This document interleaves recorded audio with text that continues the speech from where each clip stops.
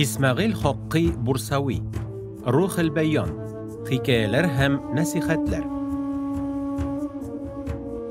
İzgi Kur'an'ın bik küp tefsirleri var, ama Ruhul Beyan kibikleri başka mügayin yoktur. Bu köngülnün en nişke kıllarında tibrete alırlık bik matur hikayeler hem nasihatler jayılması. Eligi eserinin uzunşeligi, Kur'an ayetlerinin mağnesin, yaki şuşu ayetlerden çıkan neticelerini anlata turgan kıssalar getirilüyor.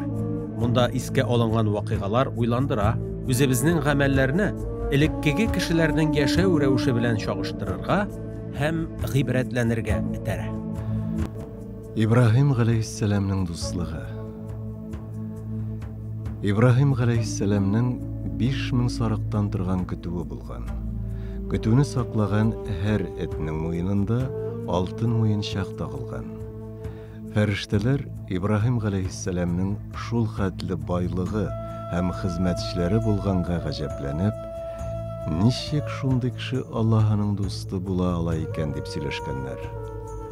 Allah Teala feriştelerine barıgız hem benim kolumnu sınağız dep emir etken. Günlerden bir günne kişi kıyafetindeki ferişte kötülükte sarıkları bilen yürgen İbrahim aleyhisselam yanına kelgen hem müracaat etken. Subbuhun, kuddusun, Rabbul melaiketi ve ruh dep etken. İbrahim aleyhisselam tağın bir tapqır etkenlerini qabatla hem sarık kütüğünün yartısı seniki dep etken. Ferişte etkenlerini qabatlagan. İbrahim aleyhisselam bu sözlerini tağın bir tapqır qabatla hem bu sarıklarının barısı da seniki dep etken.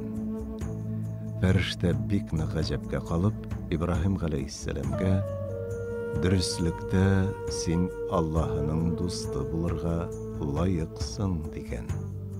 Nasihat. İbrahim aleyhisselamның etlerinin muyunlarına altın muyunşak gidirüğünün sebebi onun için dünya turmuşa bir nindi kıymetke de iya tugul ekanin bildire. Ruhul Beyan kitabından.